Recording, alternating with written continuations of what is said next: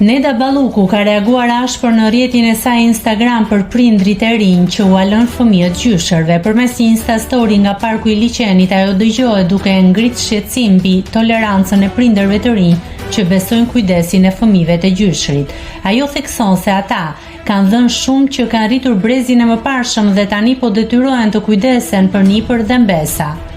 A ka mundësi të mos ja lini prindërve tuaj kalamajt se u nxit jetën? Po a merrni edhe ato pak vite që ju kanë ngelur për të jetuar, sepse kanë vuajtur me prindrit e tyre, familjet e tyre, të gjithë të varfër pas një lloj mundësie. U ka dalë shpirti, t'ju rris ju tani, duhet t'u arrisë edhe kalamajt. Mbajini vetë kalamajt, çojini në qerë dhe në shkolla. Dëgjohet ajo mes të tjerash në videon e ndarë.